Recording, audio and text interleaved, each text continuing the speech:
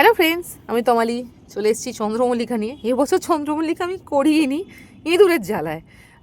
বসেছিলাম 10টা চারা, কিন্তু সেই ধরে নিন বর্ষার সময়কাল করে এদেরই কাটিং করে বসিয়েছিলাম, কিন্তু একটা চারাও মা জ্যান্ত রাখেনি, সব খেয়ে নিয়েছে। তো মাদার গাছগুলোকে দেখলাম কোনো কারণে খায়নি, বা হয়তো পছন্দ হয়নি, বয়স হয়ে গেছে না, ওই জন্য পছন্দ হয়নি। কচি কচি গাছগুলোকে সব খেয়ে নিয়েছে। তো যাই হোক, মাদার গাছে খুব সুন্দর ফুল হয়েছে।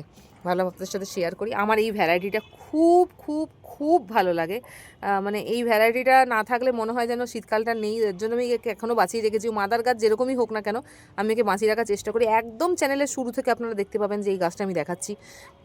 এইটা একটুখানি পুরনো ফুল, তাই একটু ফেড হয়ে গেছে, নতুন ফুলের কালার এটা। আর এই ভ্যারাইটিটাও খুব সুন্দর, কিন্তু আমার সবথেকে বেস্ট ভ্যারাইটি এটা লাগে। আর একটা ভ্যারাইটি ছিল সাদা, সেটা নষ্ট হয়ে গেছে। এইটাও নষ্ট হয়ে গেছে। এই ভ্যারাইটিটা, এইটা অন্য একটা জায়গা থেকে ডাল কেটে এনেছিলাম, কিন্তু ভালো হতে চায়নি। আর যেটাতে ভালো হয়েছিল সেগুলো সব খেয়ে নিয়ে চলে গেছে। গোড়া থেকে খেয়ে নিলে আপনি আর কি গাছ বাঁচাবেন, বাঁচানো সম্ভব নয়। তো জাস্ট ছোট্ট একটা ভিডিও দিলাম, দেখে বলবেন। কিচ্ছু কেয়ার করিনি, শুধু জল দিয়েছি, আর বাকিদের যে খাবার দিয়েছি সেই খাবারই হয়তো তার জলেগুলো একটুখানি বেঁচেছিল যখন দিয়ে দিয়েছি।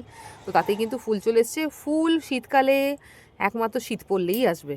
শীত যত সুন্দর পড়বে, ওয়েদার যত সুন্দর হবে, কুয়াশা যত সুন্দর পড়বে, শিশির যত সুন্দর পড়বে, তত ভালো গাছ হবে।